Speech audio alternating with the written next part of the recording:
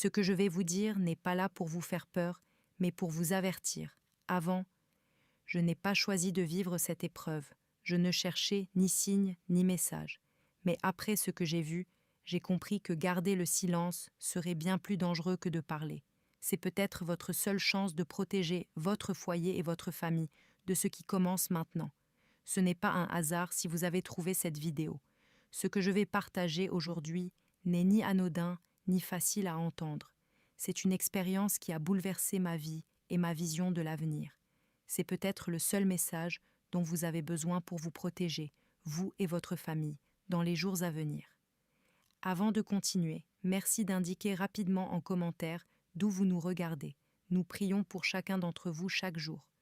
Que Dieu vous bénisse, vous qui avez pris le temps d'écouter. Quand j'étais enfant, j'allais à l'église parce que ma grand-mère y tenait. Elle me prenait par la main, s'asseyait avec moi sur les bancs et me disait qu'un jour je comprendrais. Je ne comprenais pas. Pendant les cours de catéchisme, je dessinais dans mon cahier, regardais l'horloge et comptais les minutes jusqu'à ce que je puisse partir. Sa foi n'était pas la mienne. À 18 ans, j'ai tout simplement arrêté d'y aller. Sans conflit. J'ai continué ma vie. Les années ont passé. J'ai construit ma routine, mon travail, ma maison. Je me suis mariée, j'avais des responsabilités, des factures, les soucis habituels. Dieu s'est éloigné de moi, non par colère, mais par insouciance.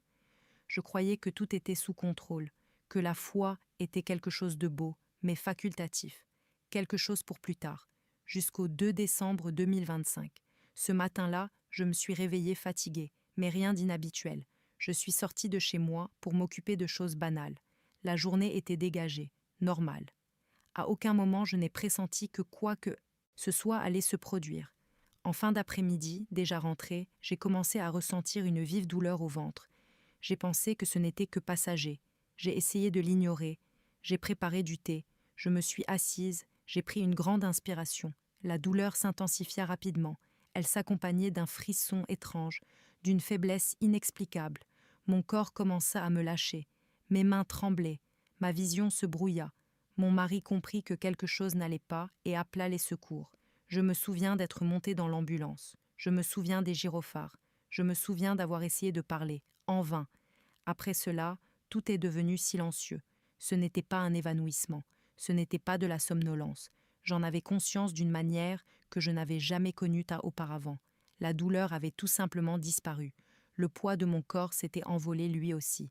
Je savais que quelque chose m'était arrivé, mais je n'éprouvais aucune peur. Je ne ressentais aucune panique. J'éprouvais une clarté profonde, comme si tout était enfin à sa place. J'ai réalisé que je n'étais plus dans mon corps. J'ai vu, compris, ressenti, mais différemment. Il n'y avait ni précipitation ni confusion. Et c'est à cet instant que j'ai compris que ce n'était pas la fin. C'était le début de quelque chose que je n'aurais jamais imaginé vivre. Soudain, je n'étais plus allongée là. J'étais debout.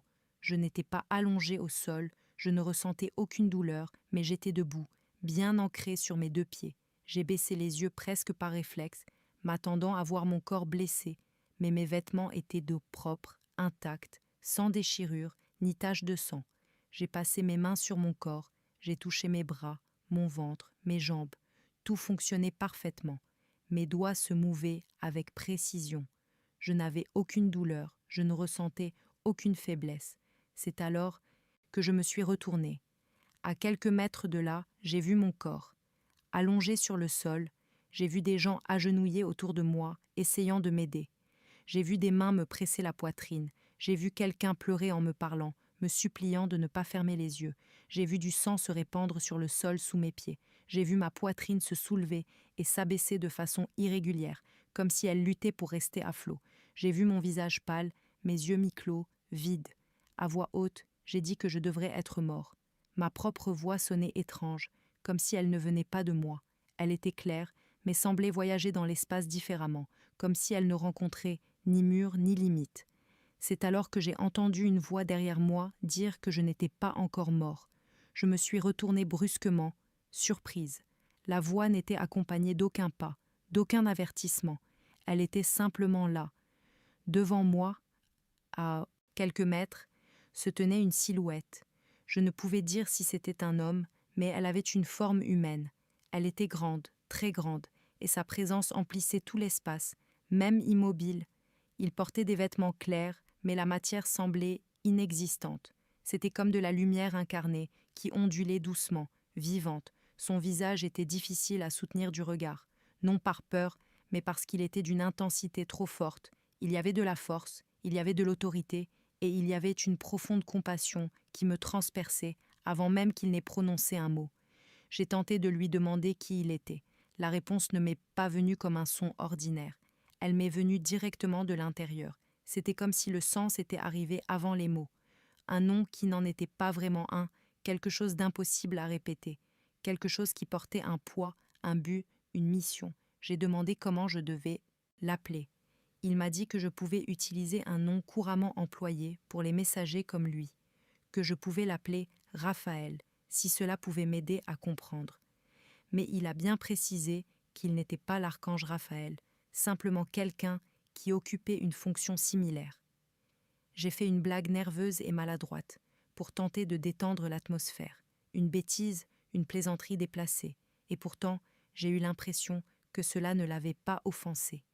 Au contraire, sa présence est devenue encore plus sereine. Mes jambes se sont dérobées, j'ai de nouveau regardé mon corps étendu au sol. Les gens autour de moi pleuraient maintenant. Quelqu'un me suppliait de réagir. Mes mains restaient crispées sur ma poitrine, tentant d'arrêter quelque chose qui ne s'arrêtait pas. J'ai demandé si j'étais en train de mourir. Il a répondu simplement. Il a dit oui, que mon corps me lâchait. Mais il a aussi dit que j'avais reçu quelque chose de rare, un choix. Il m'a expliqué que je pouvais passer à autre chose ou revenir en arrière. Il a dit qu'il y avait une raison à ma présence, un message qu'il fallait transmettre. J'ai demandé quel était ce message. Il m'a tendu la main et m'a dit de le suivre. Il a dit qu'il allait me montrer. Je n'avais jamais ressenti une telle peur. Une partie de moi voulait fuir, me réfugier en moi-même, lutter pour survivre. Mais une force plus puissante me poussait en avant. Ce n'était pas seulement de la curiosité, c'était la certitude que c'était important, que j'allais voir quelque chose que peu de gens voient. Et j'ai fait le premier pas. J'ai franchi une autre étape. Et quand j'ai fait cela, l'endroit où je me trouvais a cessé d'exister. Il n'y eut aucun déplacement, aucune sensation de mouvement telle que nous la connaissons. Je n'étais tout simplement plus là.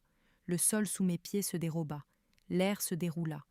Tout devint silencieux d'une manière non pas vide, mais pleine. Pleine de présence, pleine d'attention. C'était comme si chaque partie de moi était observée, connue, comprise, sans jugement, mais sans rien cacher. Nous nous trouvions devant un lieu que je ne saurais qualifier.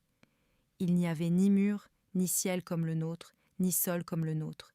Il y avait de la profondeur, il y avait de l'ordre, et j'éprouvais la nette impression que le temps ne s'y comportait pas comme ici.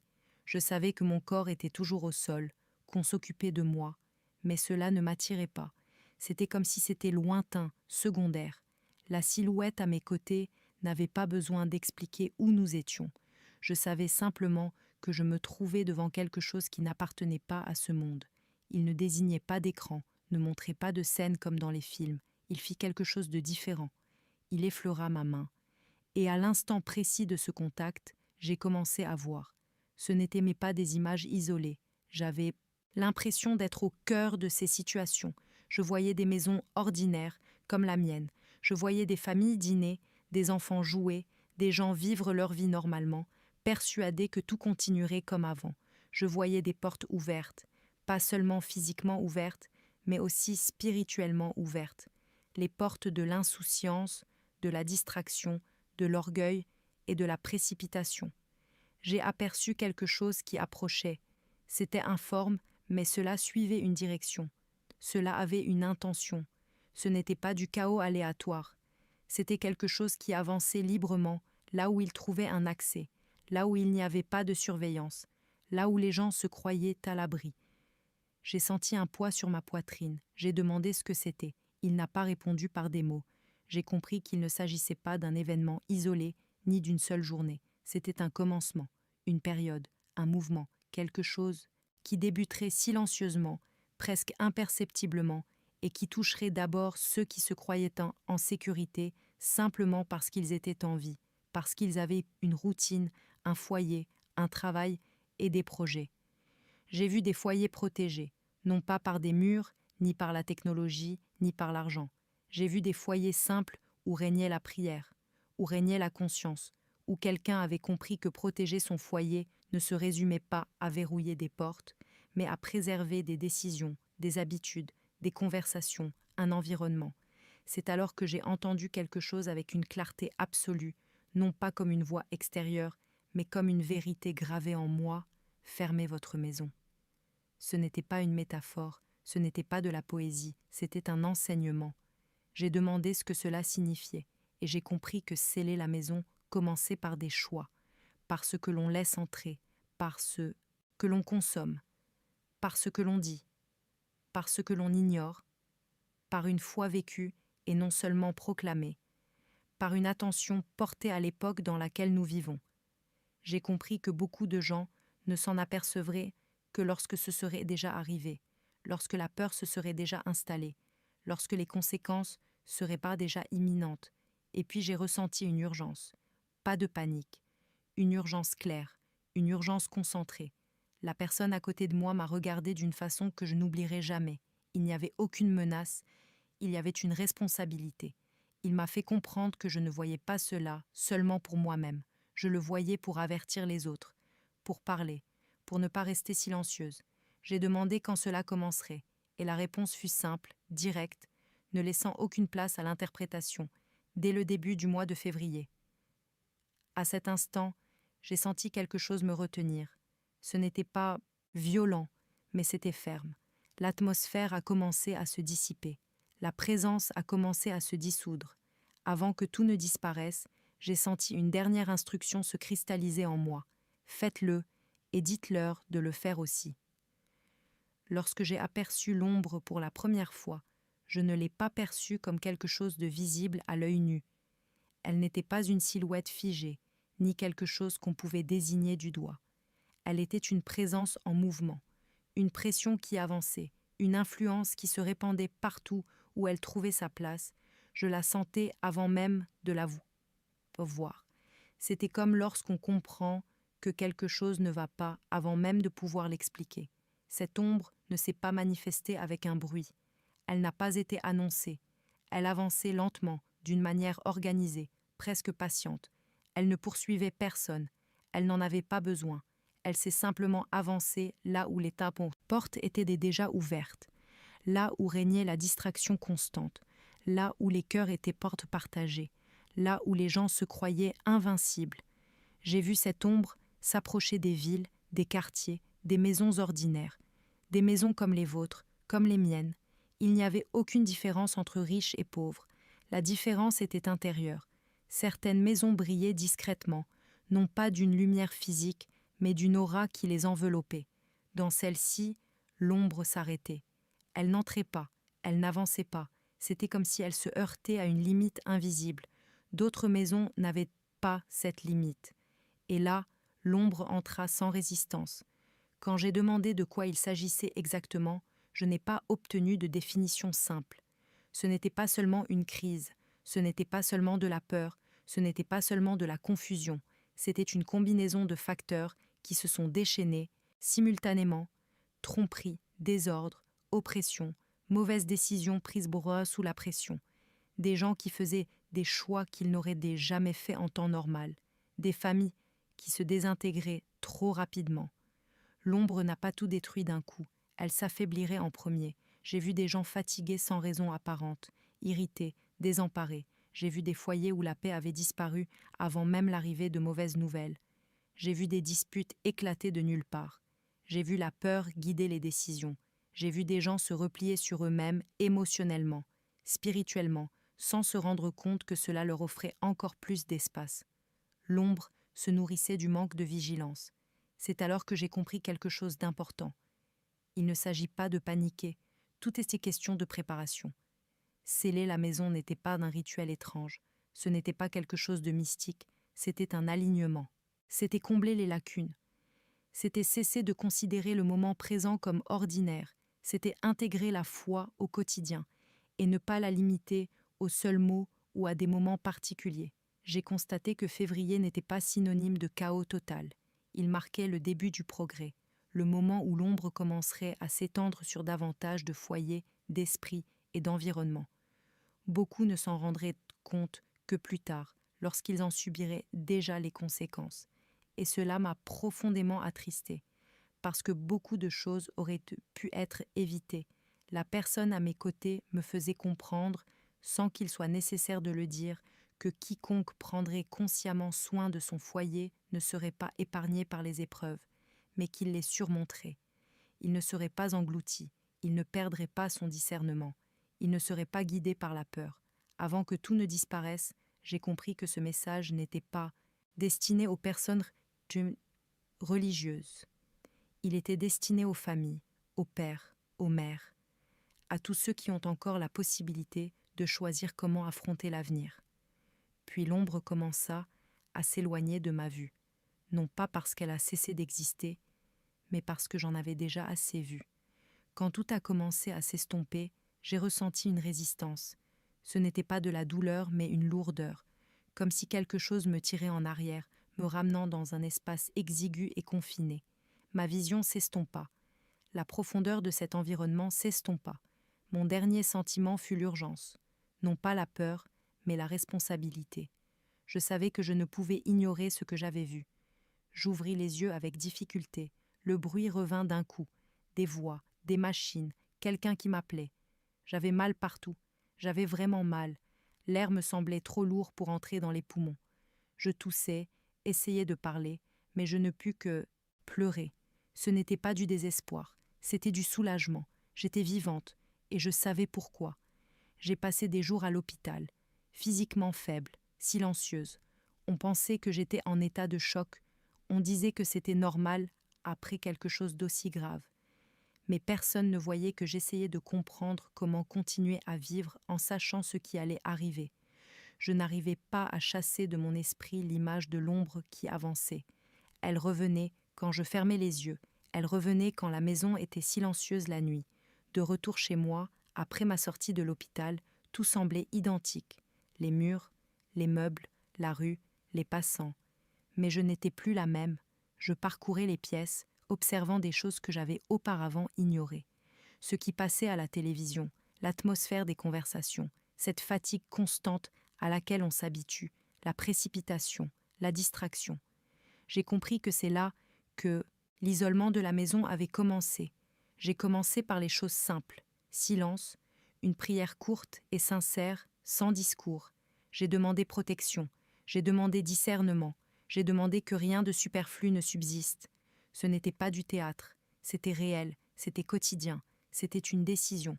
J'ai constaté des changements rapides, pas des changements magiques, mais bien réels. La paix a commencé à revenir peu à peu. Le sommeil est devenu plus léger, les disputes se sont raréfiées. Non pas que les problèmes aient disparu, mais parce que quelque chose n'avait plus la place de se développer. J'ai clairement senti que l'ombre ne pénétrait pas les lieux où régnait la vigilance. C'est alors que j'ai compris pourquoi j'étais revenue. Ce n'était pas censé faire peur à qui que ce soit. Il s'agissait d'un avertissement opportun. Février n'était pas une date symbolique, c'était une étape importante, un début, une période où beaucoup commenceraient à ressentir des choses inexplicables, une anxiété inhabituelle, une peur soudaine, des décisions impulsives, un climat de confusion à la maison. Autant de signes, non pas de panique, mais d'action. Si vous entendez cela en ce moment, ce n'est pas un hasard. Il est encore temps. L'étanchéité de la maison n'a pas commencé par de jolies paroles. Tout a commencé par des décisions difficiles. La première chose qu'on m'a montrée, c'est que l'ombre profite de ce que l'on considère comme normal, ce que l'on laisse entrer chaque jour sans se poser de questions. Les sons, les images, les conversations, les habitudes. Des choses qui semblent inoffensives, mais qui, peu à peu, minent la paix, le discernement et la sensibilité spirituelle. L'ombre ne force pas les portes, elle entre par concession. J'ai commencé par observer mon environnement domestique avec un regard extérieur. J'ai remarqué comment l'atmosphère changeait selon les interactions entre les objets, comment la fatigue augmentait, comment l'irritation surgissait sans raison apparente. C'est alors que j'ai compris, se protéger de la pollution, c'est se couper de ce qui alimente l'ombre. La deuxième chose consistait à harmoniser la maison par une simple prière. Pas longtemps, pas répétée, une prière murmurée, mais avec conviction. Je demandais que tout ce qui ne venait pas de Dieu s'en aille. Je demandais que la maison soit un lieu de repos, non d'oppression. Je n'avais pas besoin de crier. Je n'avais pas besoin de répéter des phrases. La sincérité et la constance suffisaient. L'ombre déteste la constance. Elle se renforce lorsque la foi est sporadique, lorsqu'on ne cherche de l'aide qu'en dernier recours, lorsque la spiritualité était reléguée au second plan. J'ai compris qu'il ne s'agissait pas de religiosité, mais de la gestion spirituelle au sein de son propre foyer. Il faut que quelqu'un prenne cette responsabilité. Il faut que quelqu'un décide. Troisième chose consistait à protéger les conversations. Cela m'a vraiment touchée. J'ai compris que l'ombre se nourrit des paroles blessantes, des plaintes incessantes, de la peur constamment exprimée, des disputes à répétition. Quand la maison devient un lieu de tension, elle y trouve sa place. J'ai commencé à surveiller les conversations, non pas pour faire comme si tout allait bien, mais pour éviter d'alimenter ce qui détruit. Il y a eu des jours difficiles, je ne vais pas mentir, mais j'ai remarqué une chose très claire. Même les jours difficiles, la maison restait debout. La paix ne disparaissait pas complètement. La peur ne prenait pas le dessus. C'était comme s'il existait une frontière invisible que l'ombre ne pouvait franchir. C'est alors que je me suis souvenu de ce que j'avais vu, depuis les maisons où l'ombre s'arrêtait, des maisons qu'elle ne pouvait pas traverser, et j'ai compris que cet avertissement ne s'adressait pas au monde entier en même temps. Il était destiné aux familles, aux foyers, aux gens ordinaires qui peuvent encore décider comment ils affronteront ce qui s'annonce. Si vous sentez que quelque chose a changé, que l'atmosphère est plus pesante sans raison apparente, ce n'est pas un hasard. C'est un signal d'alarme, il est encore temps de combler les lacunes, il est encore temps de consolider la maison. Une fois que tout cela a commencé à prendre sens pour moi, j'ai commencé à prêter attention à des choses que j'avais auparavant complètement ignorées. Non pas par paranoïa, mais avec attention. J'ai compris que l'ombre ne surgit pas d'un coup, elle s'annonce par de petits changements. L'atmosphère à la maison change avant même que les événements extérieurs ne se produisent. L'ambiance s'assombrit avant l'arrivée des nouvelles. La fatigue précède l'explication. J'ai vu cela se produire tout autour de moi, au sein de familles dites proches, chez des amis. Des gens disaient se sentir bizarres, apathiques, plus enclins aux disputes, avoir du mal à dormir, ressentir une peur inexplicable. En les écoutant, je me suis souvenu précisément de ce qui m'avait été montré. L'ombre n'a pas besoin de se manifester. Elle s'insinue. Chez moi, je sentais clairement quand quelque chose essayait d'entrer sans y parvenir. Ce n'était rien de mystique, c'était simple. Les situations qui auraient normalement dégénéré en dispute s'apaisaient rapidement.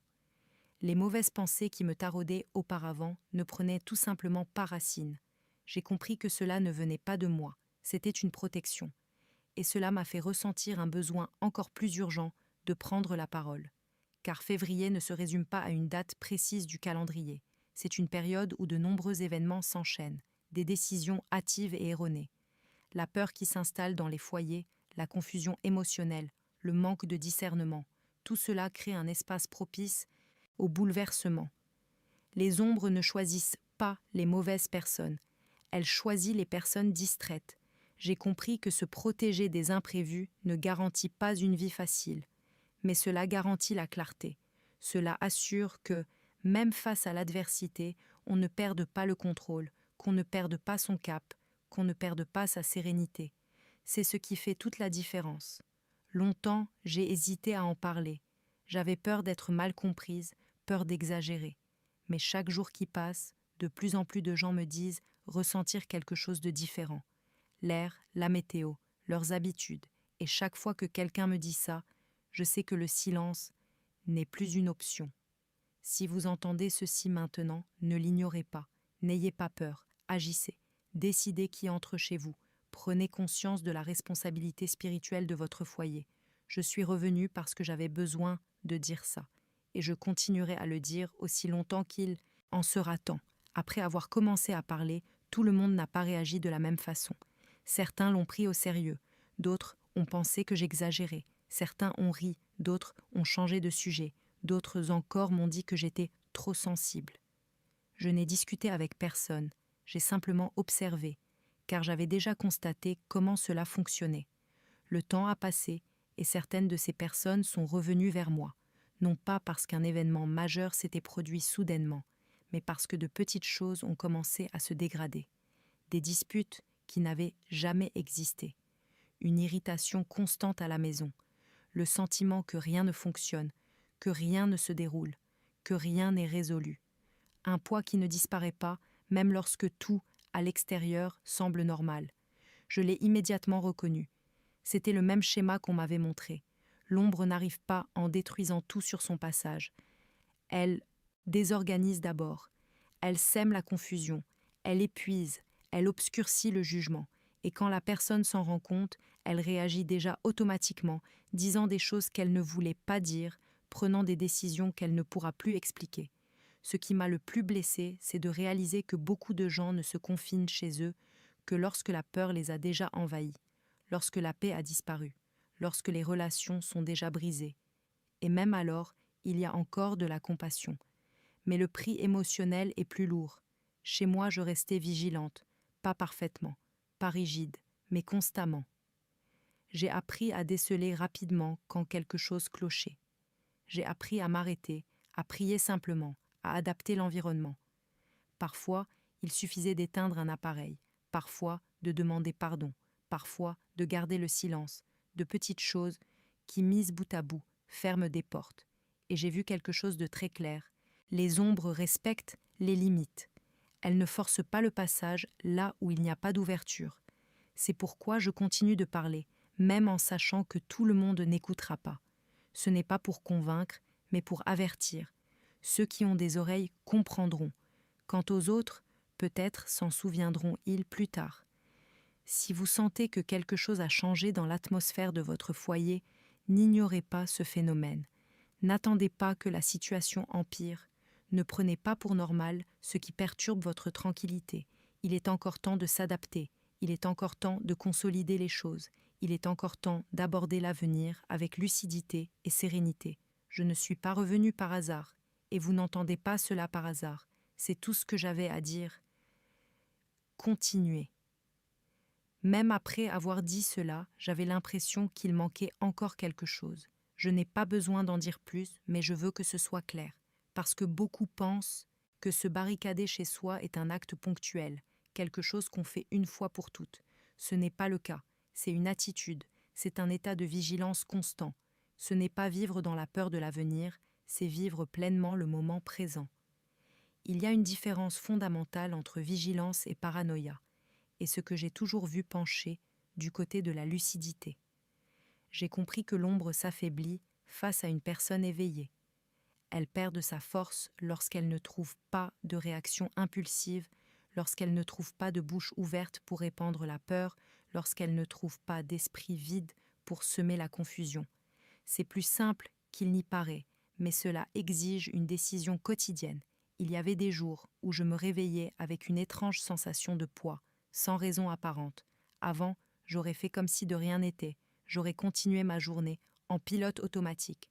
Plus maintenant. Maintenant, je m'arrête, je respire, je prie, je réorganise mon environnement et je passe à autre chose. Je ne laisse pas cette sensation grandir. Je ne la laisse pas s'enraciner. J'ai aussi appris une chose importante. L'ombre n'a pas besoin de pénétrer à l'intérieur pour faire du mal. Parfois, il lui suffit de s'attarder.